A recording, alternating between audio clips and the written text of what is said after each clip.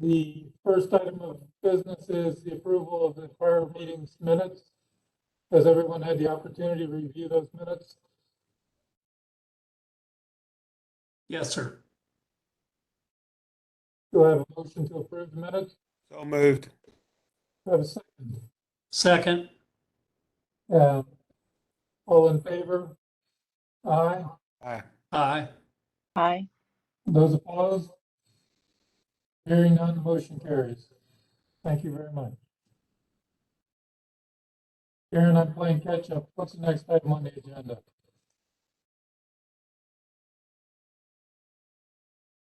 Well, hold on.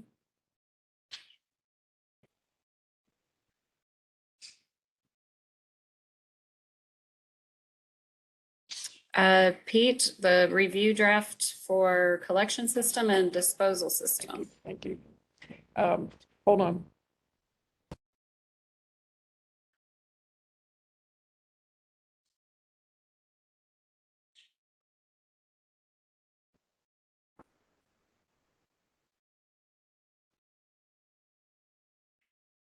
Did you want to share that screen, Pete? Oh, I thought you were. I am so sorry. Yeah. Uh, No, it's okay. I didn't know what was easiest. If you could, please. Okay. Can y'all hear the noisy air conditioner here? Should I mute? I don't hear it. You're loud and clear. Okay, cool. Thank you.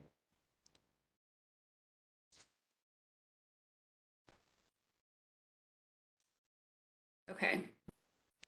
Going to share Word. I have a few things open, so let's just see what comes up. What's the agenda?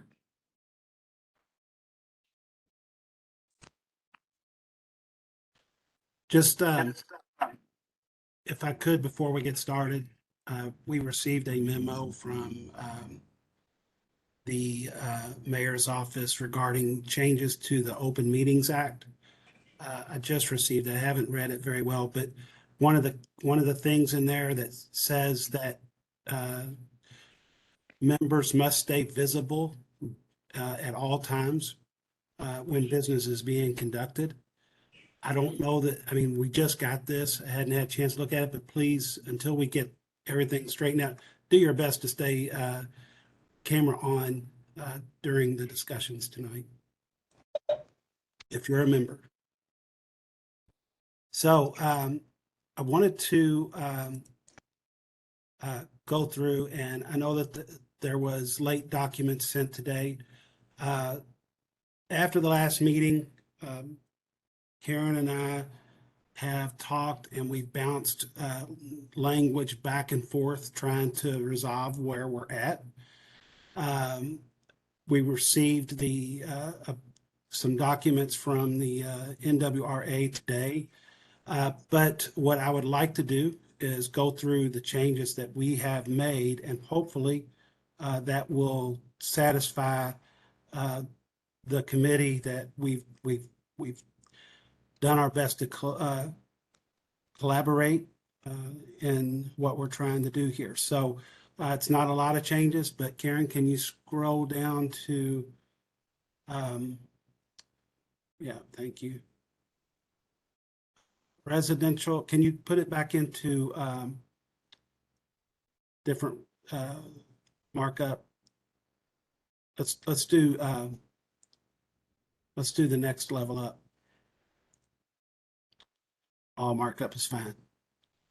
Okay, so what we've done is listening and hearing the discussion from last time.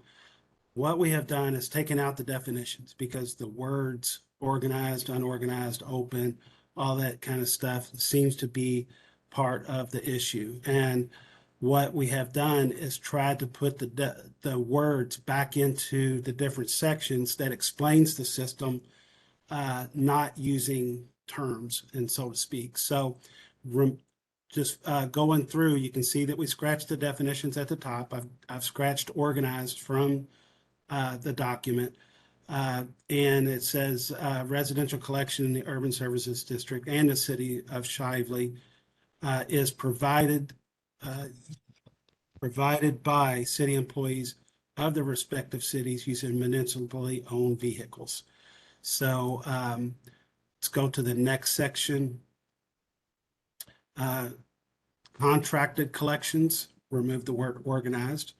Residential collection services in many home rule cities and homeowners associations are provided by exclusive contracts with waste management district licensed private waste collectors. Going to the next. Removed the unorganized from the subscription collection and changed this to residential collection in unincorporated areas. Some home rule cities and some homeowners associations is provided by multiple haulers in an overlapping manner in the same area. Services are subscription-based where households or landlords must obtain services directly from a waste management district private waste hauler. And if we go down one more section, or not one more section, but to the weaknesses section, I think that's the only place that we had made any changes.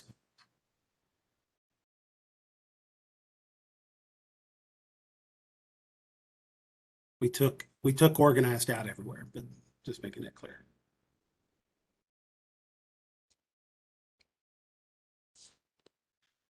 And here we made some changes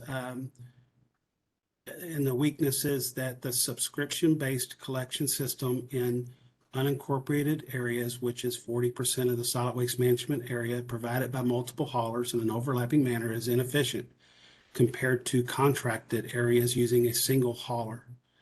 We struck the rest of it and said this inefficiency is noted in the solid waste management evaluation where it states, and we did that. And then we scroll down a little bit more, Karen, to where you can see the next page.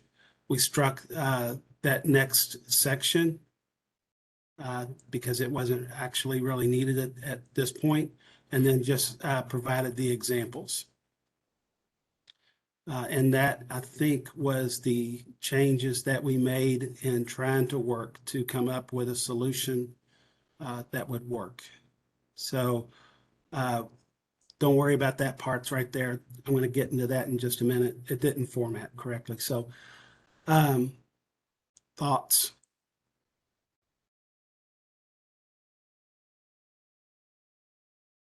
Comments from committee members?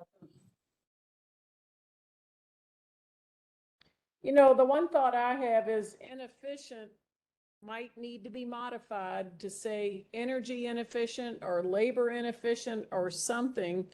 But I know it's all controversial, and unfortunately, being more specific might just backfire. I would agree with that.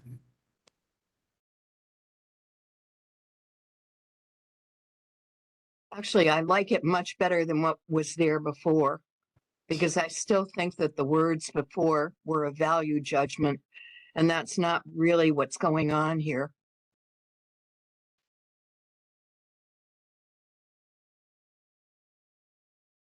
Eden, Karen, would it be possible to send the markup document that's on the screen to us? The one that was attached was not marked up. You can, it is the marked up version. You just have to change these in the review settings. Okay. I've said that before. I'm not too swift, so I'll apologize. I'll need to get some younger person here to help me with that. So Me too. I'm the same way. review tab, click the review tab across the top. Do it again, Karen. Yeah, show rather than tell. It's always. Okay. Okay, I got it. Thank you. My children would laugh at me, but I appreciate that instruction very much. Your grandbabies would probably laugh, but that's okay. Yeah, they would. Yeah, they're getting older. Punks.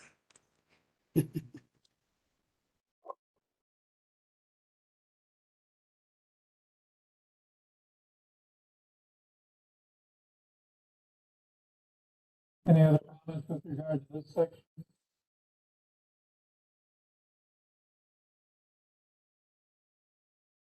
Hearing none, I say we move on, Pete. Okay, so with everybody being good, then what I would like to do is move on to where we're at with the rest of the plan. And at this point, I would like to share, Karen, if you don't mind.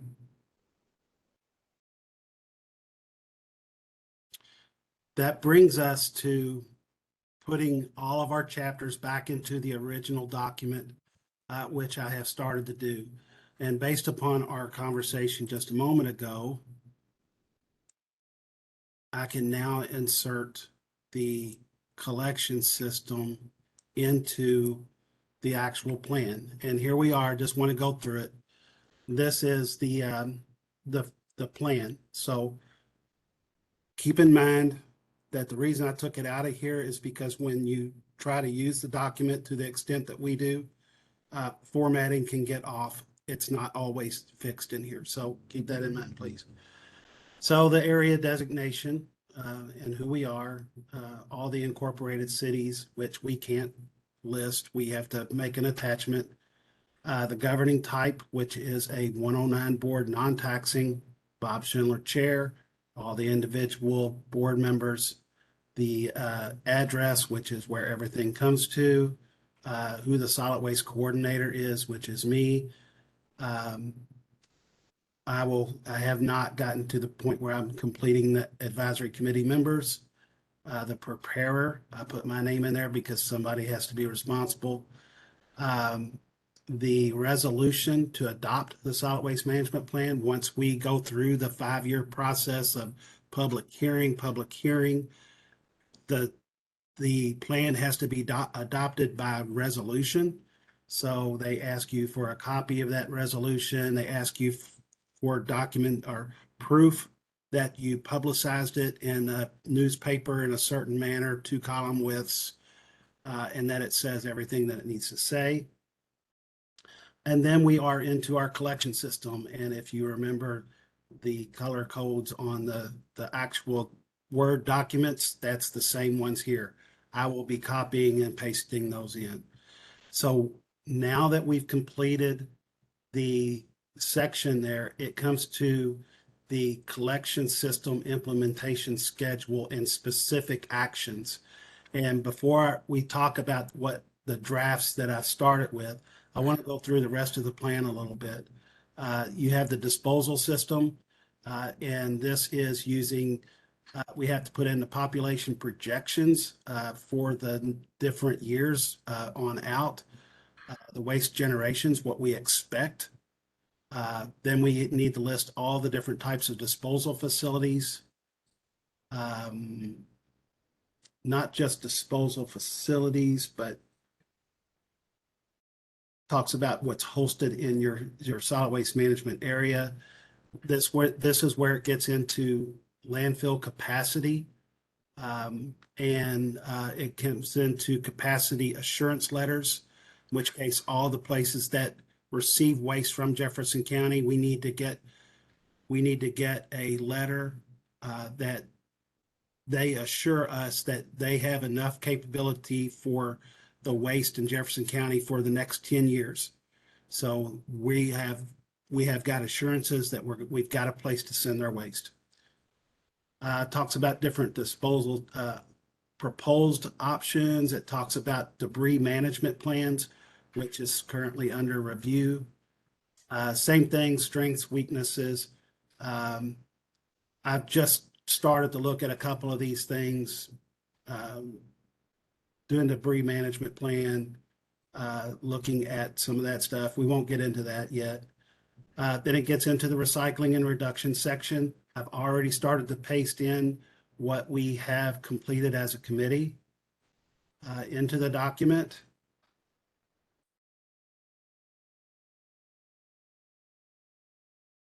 To the strengths and weaknesses section.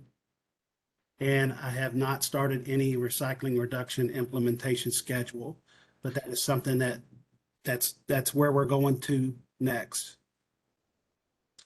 Same thing, we've completed the open dumps and litter section.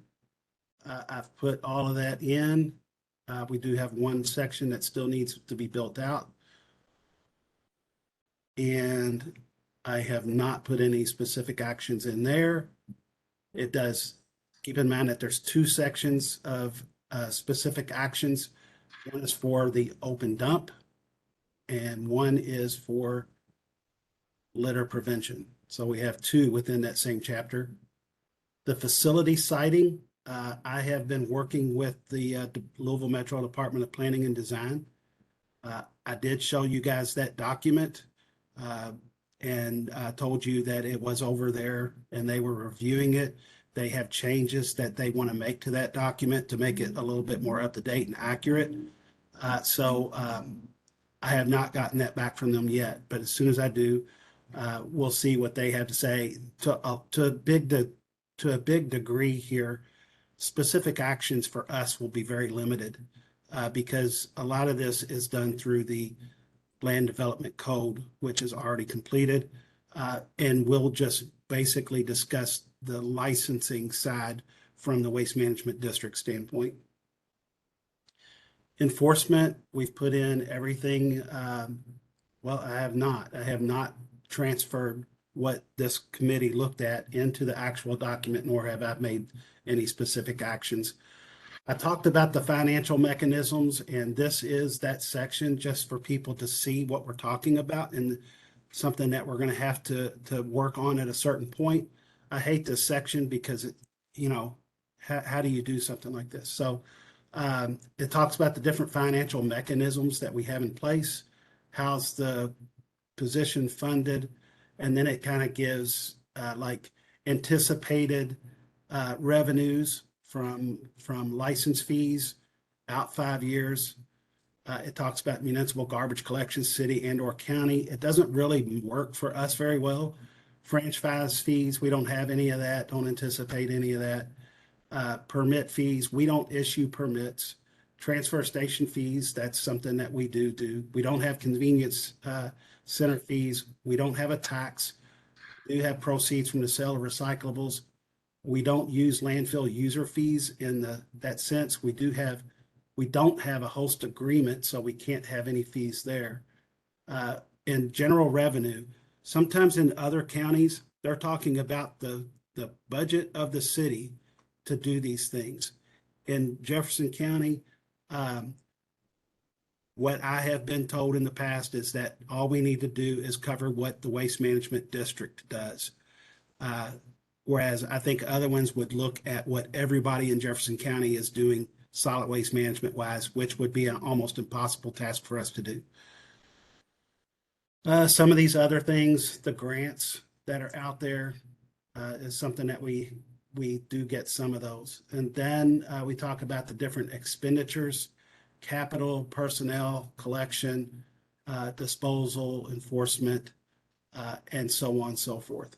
And then at that point, that is the end of the 5-year solid waste management plan. Also, just keep in mind that throughout this document, you're going to see things that says attach a copy of relevant documents or codes that relate to the administrative court process or place at the end of the report, and you put those attachments. I can tell you that once this plan is done, the attachment section will be much bigger than the document section.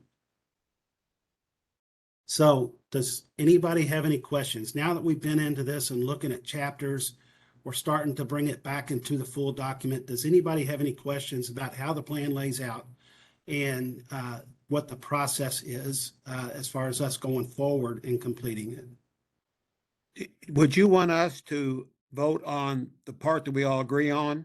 So we have that done and locked up, or do we have to wait? As a matter of process, it's a really good question. And what I would say is, I'm not sure that we have to do it. We're going to do it at some point, but having, I'm not holding back and taking it to the 109 board because I don't think that they need to see this stuff at the last second and trying to keep them involved with what's going on. I don't think that we need to at this point, Bruce. Okay, thank Because you. we might come back and say we want to change something later on, and at that point it would be a revote, and it might just take us more time than what's needed. Okay, thank you. Can I back up a bit and ask about the disposal side of things, the salt system? Bruce, I can't understand you. Yeah. I'm sorry, I'd like to ask a question about the disposal system. Okay, disposal section. Yes. We have Ralph Avenue included in our version. Bruce, we can't hear you. Yeah, I'm not sure that I hear parts of it, and I know it's about the disposal section, but is it I'm diversion? so sorry, my question was, do we have Ralph Avenue included in our diversion rate in that side of things? It's certain, tell me if I'm right or wrong. You're asking if certain items are included in our diversion rate, such as beneficial use or things like that. If I'm correct, what I would say is in this document, they're not asking for how we calculate the diversion rate or what we're doing with the diversion rate. That more comes along with the annual report when we're sending in actual figures. Okay, the reason for my question is, when Ralph Avenue closes, we are going to lose a large amount of diversion or beneficial reuse. And we're going to have to adjust for that in the 5-year plan. I don't believe Ralph Avenue has 5 years of life.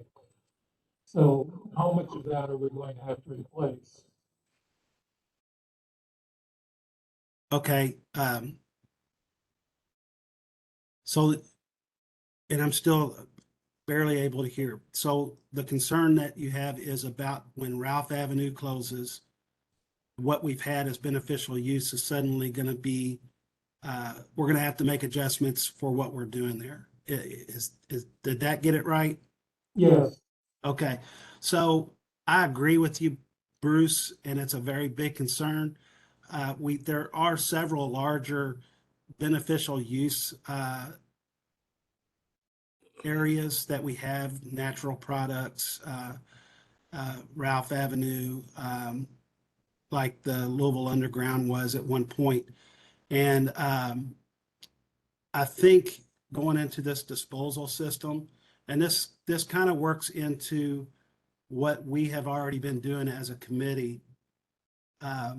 We know that construction and demolition material is an area of focus that we have. So one of the things that I've wrote in here, and I've just wrote this in here, I have not thought about a whole lot about what I've done. So bear with me if the words aren't right.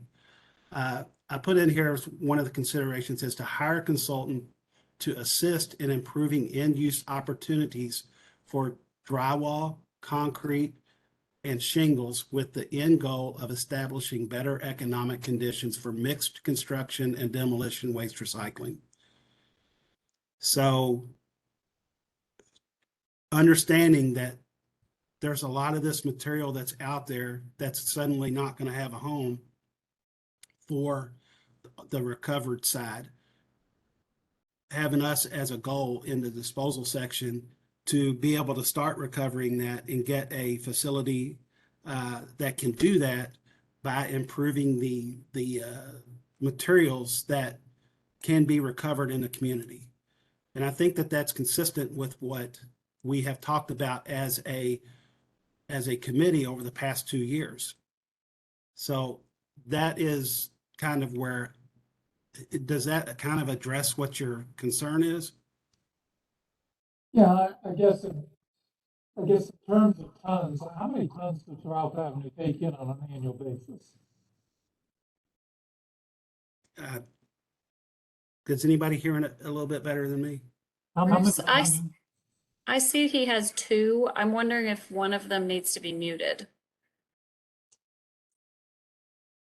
He does he? He asked, how many tons does Ralph Avenue take in each year? Off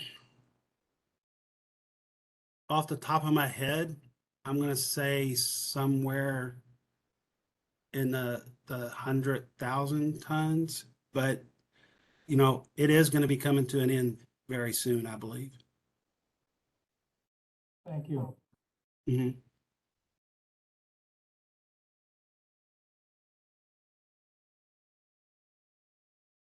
Any other questions as to what this looks like, this document, and where we're heading? Hopefully it's starting to come into focus a little bit better. Okay. So with that being said, I want to come back up here and start at the collection system again. And these are specific actions in here. And this section, you know, it's kind of weird how they do it. They want you to put the action, the frequency at which that action will take place, the month and year that it begins, and the month and year that it ends. Some of these things can be once, they can be yearly, or continuously, or continuous. They have given a little bit of confusing recommendations to us. They keep sending these things, updates, and how you should do this, how you should do that. I have questions. So Karen and I have a meeting with the state Friday to kind of talk about some of the questions that we have as far as process. When is it actually due? Is there flexibility in that? If so, what do we got to do? What if we don't have an agreement beforehand? Technicalities as far as what should we be putting into some of these categories to do it the way that they formatted it and want us to do it? And you know, is that what they want us to have? So bear with me as we go through these things. After our meeting on Friday, I might come back and say, man, we've done this all wrong. Or we've done it all right, but we'll see. All right, so specific action number one, that again, draft, first time you guys have seen it, open to any kind of language. Hire a consulting firm to study establishing competitively bid exclusive contracts, such as those in many home rule cities, in parts or all of the subscription-based collection area where services are provided by multiple haulers in an overlapping manner. This study would not cover contracted services other than to make comparison of services across the solid waste management area. Number two, the collection hauler list will be updated on an annual basis through Form 6061 annual report form required by the cabinet. This is a required thing that they wanted in our specific actions. Number three, create outreach programs for residents, businesses, and tenants and owners of multifamily properties that include best practice guides or toolkits focusing on responsible waste management, how to obtain services, how to perform waste audits, and or potential to reduce their waste management cost, and what services must be offered by private waste collectors. Number four, create a technical assistance program for residents, businesses, and tenants and owners of multifamily properties who need help in setting up programs. This program would work in conjunction with the outreach program. Number five, create a marketing program to standardize solid waste collection messaging across the solid waste management and to reinforce overall messaging of putting waste in its place that includes elements of the outreach and technical assistance programs listed in the actions 3 and 4. That is the first jump at it. So, what's the... I have some questions. Partially because I don't understand some of what you've written. And number one, it looks like you are studying the areas that have subscriptions. What are you looking at when you study those areas? I think that is, and I toyed with how much to put in here because I don't want to put a bunch of stuff in here and create something that is inflexible, other than to say that we should establish obviously an RFP that would look at those things. There are quite a few documents out there about how to do stuff like this. And there's also other RFPs that have been let by other communities that we can look at. I didn't want to get into the details of what we was looking at, other than just think that if we decided to go down this route, that we would take the same process that we have taken with the marketing firm. We would create an RFP that would come back to the board, the committee, and we would work through that same process. See, I guess the process is not my problem. The problem that I've got is the outcome. I mean, it would appear that a very large number of the potential things they would study, we've already got data on. I don't disagree with that, Sandra. I think that there was questions from some in the community about the data. I'm comfortable with the data and the data that we get from the waste haulers as part of what they have to report annually on February, with the exception of the fact that I felt like that, through one of the board meetings, we talked about that data, and there was feelings from one of the board members that felt like it needed to be a little bit more granular to better understand. I've tried to make that attempt, but there was some objections to trying to get that data, and that, the NWRA is looking at my request to see, to make sure that they don't violate antitrust laws when it comes to providing that data.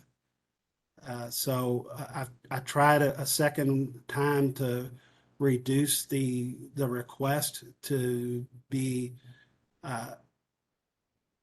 less about putting dollar figures and more about how many customers have backdoor service of what they're submitting, or how many people have twice a week garbage service, or to try to break out that so that we can better understand the numbers that we get. So yes, to answer your question, we do have a lot of data when it comes to the cost, the existing cost. Where we don't have numbers is what would it cost to create these exclusive contracted areas. I still have a lot of concerns about this one, but I also have concerns about, I think it's number 4, the technical assistance program. Now, if we are talking about, we've got residents, businesses, tenants, and owners, and we batched them all together. What if the technical assistance program, for the sake of argument, was wanted by the residences and not by the owner? I mean, I can see this being a potential legal battleground coming out of this one. Clarifying question. Is this talking about things like recycle coach or what? Good question. No, I think that this is about typically a business where you have best management practices, kind of like the old Green Ink. I don't know how many people here know or remember Green Ink, which was a waste management district program. It created toolkits for businesses to help them understand waste management, how to reduce waste, and so on and so forth. That is the tenant, or that is why I put this here. Now, putting residents, tenants, and multifamily properties, I kind of did it in every one of them. I'm not sure that I put a whole lot of thought into everything that I wrote there, but I do believe that tenants are stakeholders. And while I don't want to, I understand your point. How do you balance that? I think that is a concern. But I can see that, just like residents, tenants are people that want services as well. So it would have to be something that's created with all stakeholders. And, that would be important in my book. Sandra, can you give an example of the kind of concern you were talking about? I think you called it liability, because I'm No, not. my concern is that you've got competing legal interests. And I would agree, it'd be nice if they would all get together. But life isn't usually like that. And I think by trying to put them all in a lump, when we don't even have an idea of what we would provide to them in a way of service, I don't know. I think this looks more like an end product, and I don't think the thought process has gone in to create an end product. What if we just said create a technical assistance program for the community who needs help in setting up new programs or something, or expanding existing programs, something like that? Does that sidestep it enough?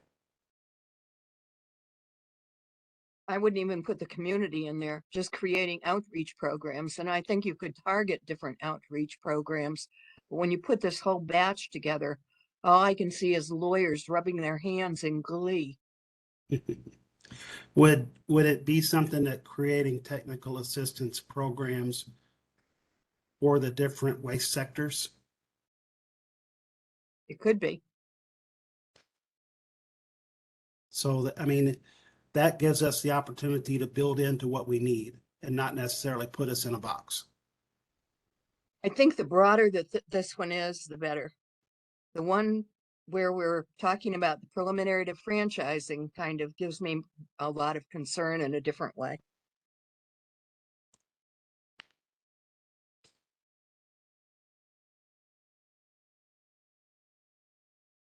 And I can input No, those. it was number 3, I think it's probably 3 and 4.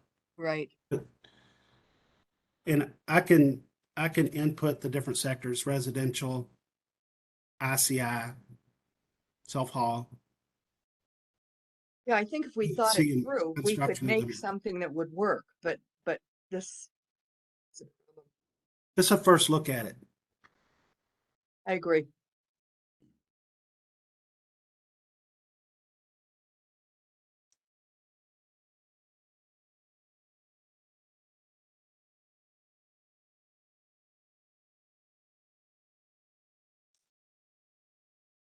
Pete, can I make a comment about number 1?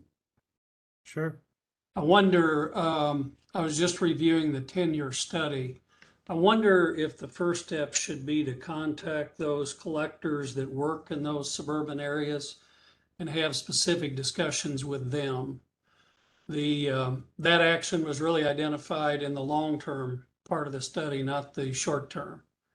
So I'm wondering if we couldn't get information from those that provide those services first that might be helpful, rather than identify another study. I would say that my preference would be that we create the RFP that includes those individuals, and then have that consultant obviously work with those private haulers as far as how they see that it could work or not work. Wasn't that identified in the long-term range recommendations? It was. Okay. Which would not be inside the 5-year study? No, again, the 10-year study was recommendations Yeah. and a study. While we have tried to stick with that track, I don't think that track is something that is firm that we have to stick with. Okay.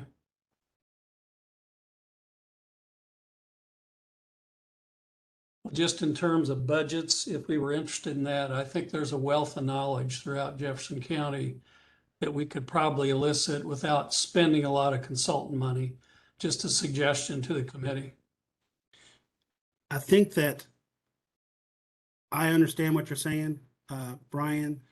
I think that to say that it's not a bit of a controversial subject I mean, it is. Yeah, sure. And I think that for the integrity or the trust of the program, I think that it has to be conducted in a manner that everybody feels is above board and can trust the end result. That is not going to happen. I understand, but we still have to do our best to do that.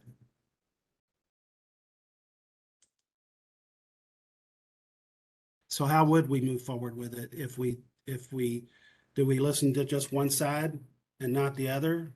Or how do we do it? Well, who's the other side? Stakeholders that in those unincorporated areas maybe that feel that they want additional services. End up having a meeting with them also. But that I agree. And I think that this board is a representation of all of those people.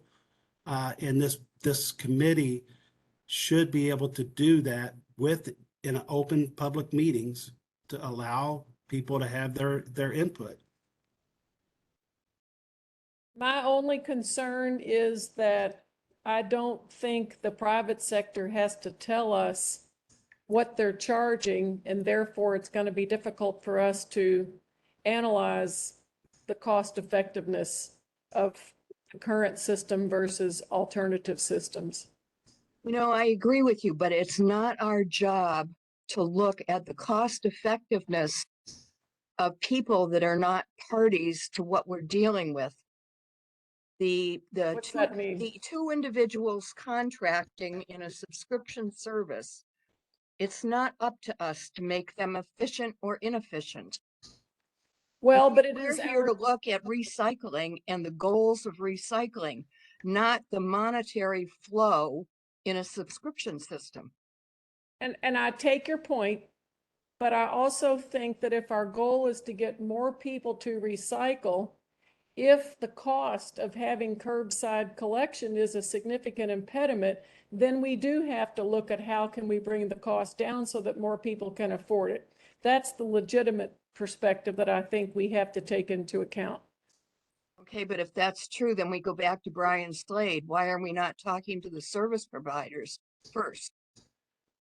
Well, it was probably before your time, and I don't like to say we tried that before and it didn't work, but it became a ugly shouting contest. And it was kind of shocking to me because frankly, if environmentalists behave like that, we'd be thrown out. But I was really surprised at how various small city and elected people behaved. It was pretty amazing. We couldn't have a conversation. We need I to, think I was there, and you and I were on the other side of the fence. And the bottom line was Metro is trying to usurp a dynamic that goes between parties that Metro doesn't control. Well, I think actually it is grayer than that. I think that this discussion always gets interpreted as we're trying to tell the small cities what to do. And I believe the conversation is about what are we going to do in the unincorporated areas? That's the first point. I agree. I think we're there to a large extent now, but there are other things on the horizon. For example, if as this is as controversial as Pete seems to agree, and I agree with him. I think the point also is, though, that we're going to be looking at more cities incorporating, and this could be a pivot point for that. And is that what we really want? did you see, Sandra, that if this is written to only impact unincorporated areas, that if a city or HOA has an existing contract or even expands to become an incorporated city, then they suddenly fall outside of being a subscriptions-based service and not part of this area. Now, obviously, if there's a contract in place, you would try to do that at a break in the contract so that it can, if a city incorporates or an area incorporates, then at the next break of that contract, once a year, that it's redone to exclude that area, or that area can opt in, or that area can opt out. I understand, but I think at a higher level at Metro, they would be very unhappy if we created an impetus for the creation of more home rule cities. Are And you? I'm saying that this has the potential for doing that. But so are you saying that people would form their own city just to control the company that they hired for, or that the company that picked up their waste? Especially when I think all the research shows the cost would have gone down. That's hard for me to grasp. That was reasons Prospect was founded, was waste management, and the other was security, police force. Those were the two primary movers on why we exist. So, Sandra, can you tell me from a Prospect standpoint?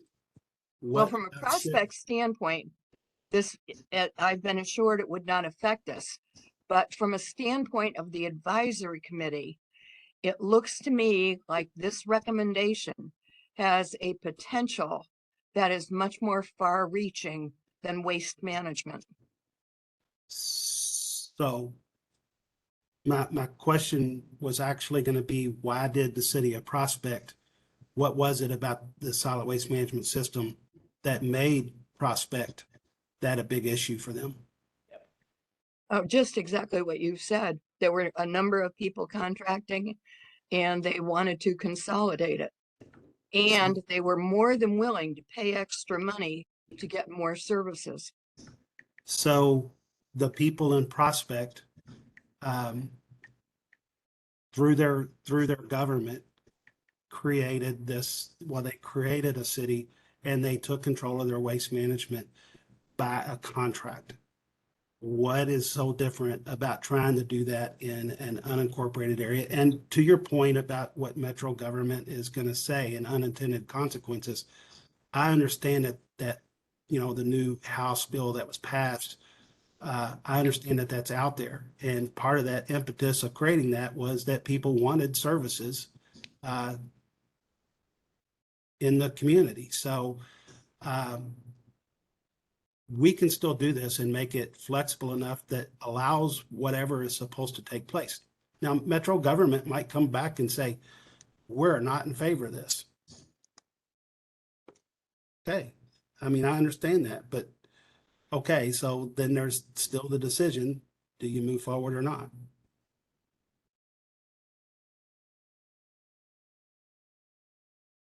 And more importantly, we're only talking about studying. We're not talking about doing anything. And it's significant to me that every time we try to talk about studying it, we get so much pushback. I think part of that is because of what Pete said earlier in our meeting. There are a lot of concerns about the last study and whether or not the figures that were obtained are accurate. I have no way of knowing or judging. I have just heard a lot of concerns on the timing, on the way the numbers were calculated, on the people that were interviewed, and it's not a single area of concern, it's multiple. Well, and this is where the proprietary nature of this stuff is getting in our way. It's hard to have transparency.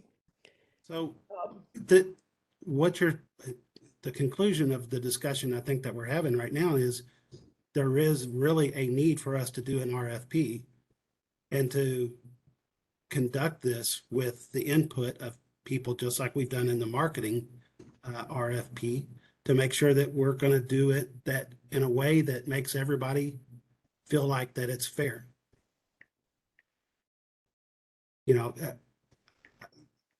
That's the only way forward in my view.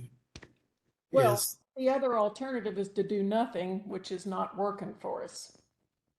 It's true. And just to go back to the mission of the Waste Management District. Right. And, it's to create a efficient system for all the citizens in Jefferson County. Right now, it's not equal in Jefferson County. You have people that have contracted using their small city governments or the HOAs organizations. There's other parts of Jefferson County that don't have those, but they do have Metro Council people, or they can have boards set up for these collection districts that can control what's in their area. So, you know, I think that in my view, as somebody that's even lived in all the different areas, it needs to be a fair system for all. And right now, I think that it's true in what this 5-year solid waste management plan says, in the as is and in the weaknesses. The people in the unincorporated areas on subscription-based services, while the haulers are the same that there is in the contracted areas, are paying a higher rate for less services. That's what we need to know. Are they? I believe they are. I believe every bit of data that we've collected so far indicates that. Well, there's another reason that I see, and that is if somebody loses a bag of trash in the middle of the street, we don't know who to tag. From an enforcement. There's all sides to this thing, and I'm not one to think that this is a simple thing. That's a complicated thing, and I'm not one. Is it not a person's choice as to where they live? Like if you want to live in a neighborhood and you want to have those services, or if you want to live out in unincorporated Jefferson County, there are other things that are higher too. You know, if you do not have septic, or if you have to use propane. I mean, is that I didn't know that we had to have. I mean, should we be looking at all? I mean, we shouldn't because we're the solid waste committee, but I didn't know that that was not everything's going to be equal. I mean, Throughout I think it's a history, person's choice too. throughout history, the governments in this country have sought to and put a fair amount of effort into providing services to everybody. Look at telephone, historically at least, sewer, water, gas, electric, you name it, cable. The government has decided that it has an interest in providing these services to the whole community. So I don't think we're the least bit out of line. And let's not forget, we're not ever going to get another landfill in Jefferson County. Filling it up prematurely is not in the public interest.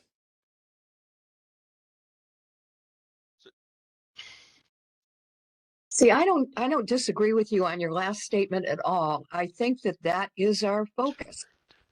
Our focus is not to deal with who gets charged what, Marie, thank you, or whether an efficient system, and efficient is a word, it's a value judgment. I don't think that those are components of what we're supposed to be doing. I think we're supposed to be doing, Sarah, exactly what you just said. So now I'm confused. Where you Well, agree and you disagree? talked about the landfill, and I think that Okay, an okay. efficient recycling system doesn't mean efficient in terms of who does what with subscriptions or things like that. It's how much gets put in the landfill that shouldn't be. I mean, haven't all of you all talked to people who say, I wish I had curbside recycling, but it's too expensive? I have. No, as a matter of fact, I have to tell you, the last man I just talked to is in the unincorporated area near me, and he is ecstatic because a carrier gave him a rate that is low.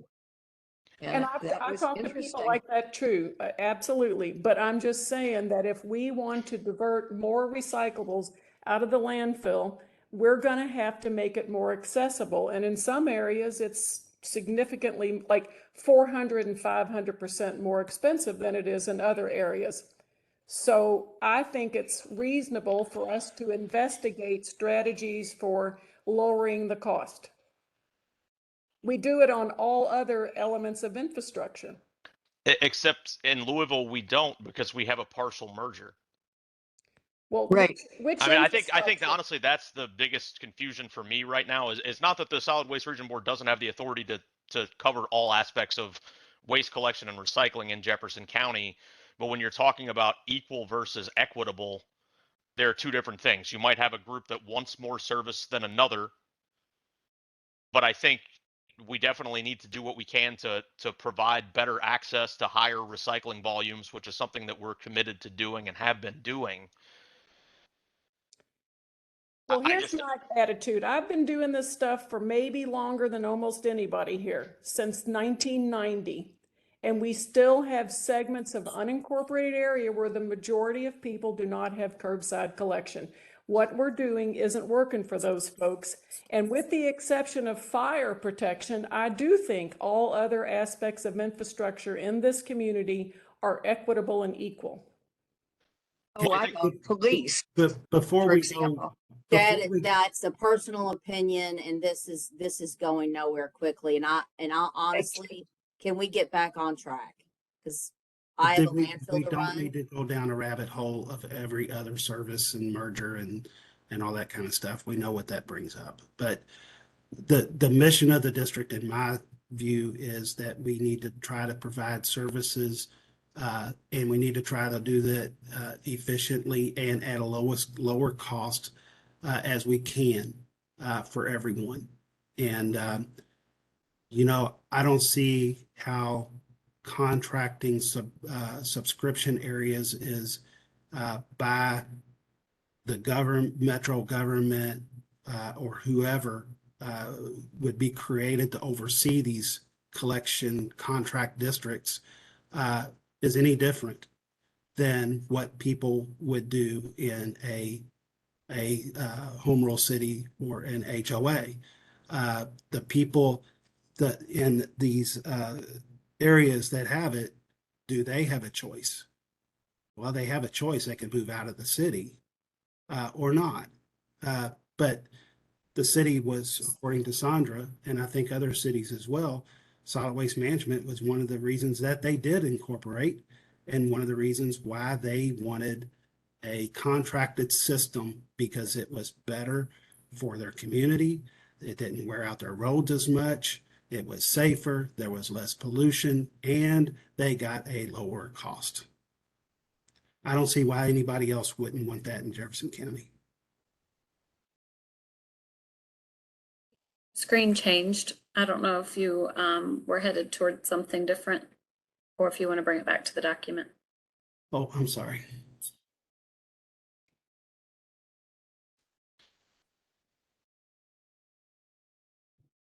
Do I need to make it bigger? I see Brandon kind of working hard to see it.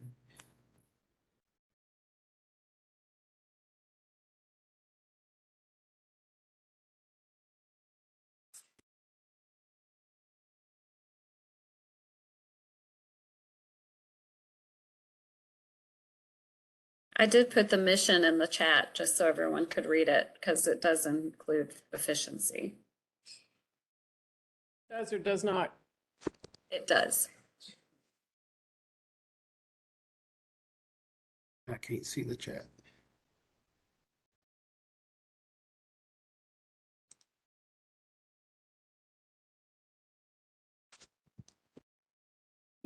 Sometimes we may have to just agree to disagree, or we're never going to get anything done. I agree that we will be there. And I think at a certain point, we put the pros and cons up, take it to the board. Good point.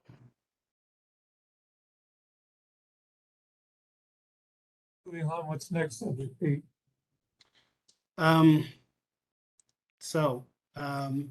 That is the where we're at right now as far as development goes. I will say that the form that they provided to us, I became a bit concerned, and some of the figures that they sent us for these projections did not match up. And I asked the state, and yes, they sent out the wrong projections.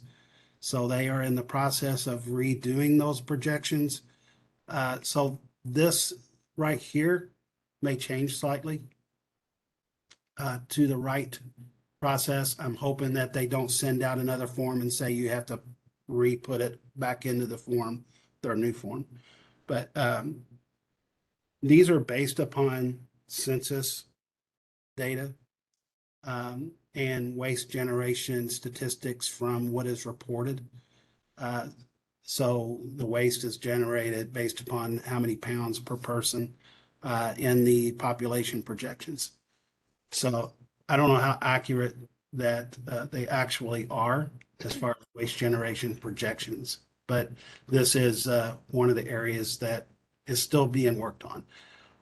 One of the other questions is outside of this form. I mean, we could go on if you guys want to give suggestions for the recycling section or any other section that we can go ahead and start plugging in the ideas for the other actions, if that's what you guys want to do. I know that we're actually early. We're at 5:04. It's whatever the committee's pleasure is to do. Or we can adjourn. Well, prior to that, we're going to all need a copy of this updated draft, obviously. And Absolutely. so if we can make sure that everyone has that distributed to them. And then I had questions with regard to the agendas coming up for the next couple meetings. And obviously it all depends on where we end up tonight, but what are your thoughts for the meeting on the 9th and the 17th? First, I would love to get this document out as you suggested. I think that's important. So I want to get the documents back from planning and design, and I want to get all the other chapters that we've already went through input into the form. So from this point on, we're working from this form. No more breakout chapters or anything like that. So that would be my first goal. And then I want to work on the specific actions for each chapter. Once we've got all the specific actions to where we're good with those, then we have a draft document basically, and we're ready to move forward with the retreat with the board and to have more enjoyable discussions. Well, with that, what focus or should we prepare for the 9th that would make a 1 or 2 hour meeting worthwhile, to where we can actually in advance study the items and have ourselves prepared to offer input? So are you, do you want me to get all of the documents in there? Number one, get planning and design back and go ahead and put draft specific items in, and then we can take it just like we have: collection, recycling, disposal, and so on and so forth. If I complete this as much as possible, then we should have plenty of material to cover. And I'll get it to people as soon as I can. I would prefer to work as hard as I can to get as much of this done before I send this document out, because I don't want to be cutting, moving, and all these different versions, because that's how things will get messed up. I think I would like for you to put together what I would like to have, and maybe other committee members, please chime in, but I would like to have the draft document in hand a couple days before our next meeting, so that we have time to prepare our comments when we actually have the meeting. So whatever part that you work on and have prepared, let's say 3 days before the next meeting, get that out to the committee members so that we can actually review the documents, pull our comments together, have our notes in hand, and we can make our recommendations and have meaningful discussion. Absolutely, I agree. I think that this one here came down to the last minute. I apologize. I think for the most part, we get our documents out and we send out the meeting request.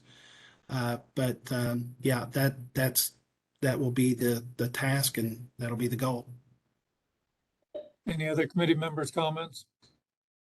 Bruce, this is Brian.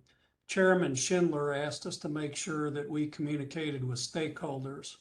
And that's one of the concerns I have about a document like this. We don't have any of those stakeholders on this call that would be identified in number one, for example, Pete. If we knew in advance, maybe there's an opportunity to contact them so that they're aware of the subject matter and could at least comment to the committee if desired. Karen? Let's not over-engineer this. We've got a wide representation on the committee, and again, we're talking about doing is taking a recommendation to the board.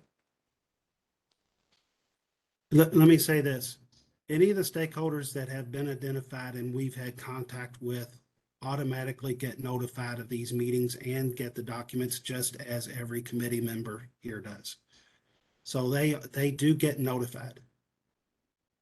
And if somebody's not getting notified that wants to be notified, we put them on our distribution list, and they'll probably get it for the next 10 years. So they do get notified, Brian. I understand. I just didn't see any HOAs or individuals that I'm aware of that are represented that would fall in the number one category on the call today. What's the number one category? Number one on action plans.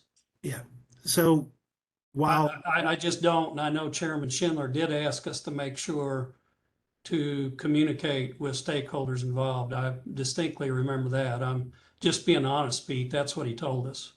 yeah, no, I don't disagree with that. Okay. We do have a public meeting. We maintain Yeah. our public meetings and make notice. Anybody that wants to be on a specific direct notice can sign up for that. And everything is on the website as required by KRS. And chasing out and going to get every HOA, every small city, every resident, because I believe that not only are organizations stakeholders, I believe individual consumers are stakeholders. It's open to everybody. Yeah, I agree. And honestly, I think as we move forward with a lot of our committees, we should be working to include not just organizations, but residents and consumers that receive those services. I believe that they're probably the most important stakeholders. And I think it's personal to us because we represent tens of thousands of those individuals. So it's really important to me that, and I mean, maybe I need to do a better job of communicating that to people that would be impacted, to be frank. So I just like people to be involved. Absolutely, when you say representing, you represent They're clients. clients. Yeah. But you're talking about organizations for the most part. And individuals. Do those organizations reach out to all of their customers within the HOA and that small city to tell them that this is coming on, or has anybody reached out to the their subscriber base as a waste hauler to notify them that this meeting is going on? Right. Just say that if you're out searching for stakeholders, let's search for. Yeah. Had I known what the agenda was before the meeting started, I may have done that. But I did not know the agenda. I did not know what was going to be written. I knew the published agenda, but this information, I think Bruce said it well, we should get that a week in advance, Pete, so we can read it and review it, have appropriate questions, and have good dialogue, because we do need to make progress. The last meeting that we had was, I think, a week ago. Right. And, to make the changes and do all that stuff takes a little bit of time. Yeah. I apologize that we didn't have it out the next day. I do feel that we've made progress tonight. So I do want to, at least put that out. That I'm pleased that we have been able to make some progress tonight. And I just want to have a structured flow moving forward so that we can actually get this wrapped up in the time frame allocated. So, the earlier we can get the information, the better, Pete. And I know it's maybe a strain on staff and you, but it's easier for us to critique than it is for us to write as we're communicating on WebEx. So we have it in advance. We can have some recommendations readily available. And I think we can make considerably more headway, moving forward at the next meeting. Point taken, and definitely we'll try to do that. It is a tough task a lot of times trying to keep up with everything that's going on.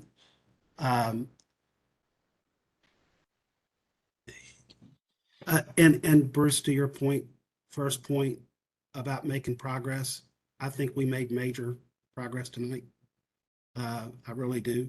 And, while it might get difficult, as long as we keep the spirit of cooperation and collaboration, we can get through this. We just have to keep working. And it's not about us, it's about the plan. I mean, we have to remember, it's not about us.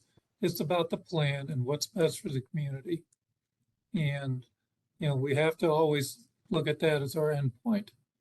So I think everyone on the committee has that same issue at heart. So if we don't have any other conversation with regard to, I guess that's old business and new business, do we have any public input from anybody on the call?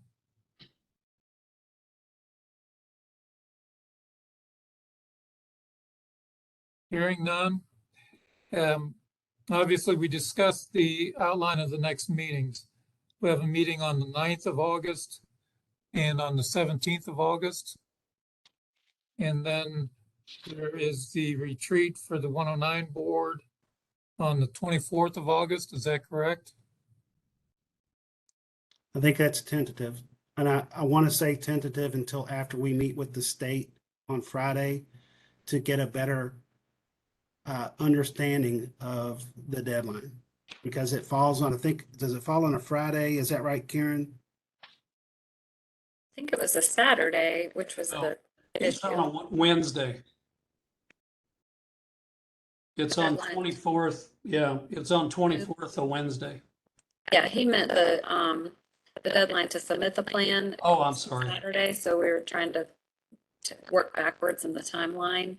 So I think we tentatively have a space booked for a couple dates for the retreat, so it is tentative. Yeah, so it is on What a are those Friday. dates, Karen?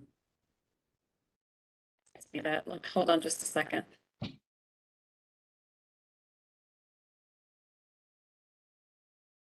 While you're looking, Karen, Brandon asked what meeting is on the August 9th.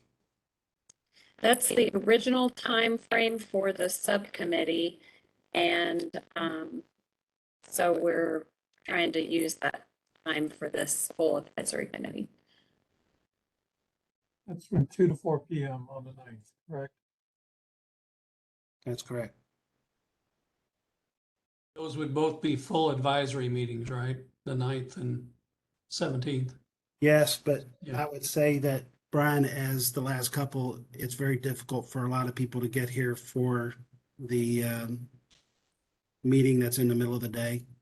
And so I would hope that we wouldn't take too much serious action, voting action, when even if we do have a quorum, we want to do our best, especially right now, to get as many people as we can for any kind of business. And the tentative, I booked the South Central Library tentatively for Tuesday, August 23rd and Friday, August 26th if needed. And the reason it wasn't on the 24th is because the library does programming and they did not have the room on the 24th. And we wanted to have the space large enough in case. What would the times be on that, Karen, from to I reserved it all day, all day? like 9 to 4. This is all tentative, not announced yet, but if you want to mark it as tentative on your. Yeah. Please repeat that, all day on the 23rd. And Yes, what was the and second date? Friday, the 26th. The 26th. Thank you. We're trying to really kind of work backwards, as Karen said, but also give us time that if we don't get done at the public hearing, that we have enough time to have a second public hearing if need be. Part of this is going to be what our conversation is with the state. What if we have to have a second public hearing? And what if we make major changes after the first public hearing? Does it have to go out to public comment again? So that they will let us know on that. So I'm just trying to get it clear in my head about what the process is that we're expected to follow from the state.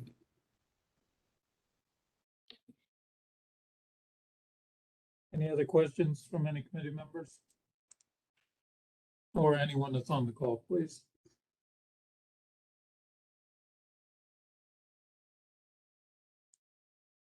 Well, again, I believe I feel that we made good progress this evening. We get the information sent to us, Pete. We can put our thoughts together so that we can have a productive meeting on the 9th. I look forward to that meeting. But as soon as available, if you could send these documents out to us and the agendas, we can be prepared and have all comments readily available. Sure, I understand. I think being that this is on the 9th, there's a little bit of time in between the meetings, which helps. And I do apologize for my lack of electronic expertise at the beginning of the meeting. Hopefully you can hear me better now. Sound great now. Much better. Sarah Lynn, I guess I had to call my grandkids to tell me how to do it. It's appalling how quickly they pick that stuff up. It's amazing, and how slowly I pick it up. But if there's no other items for discussion, do I have a motion to adjourn? So moved.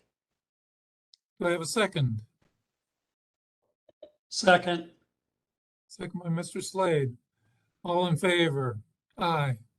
Aye. Those opposed? Motion carries. Thank you all very much for your time this evening. Have a safe and enjoyable evening. Bye, everybody. Thank you, guys. Thank you all.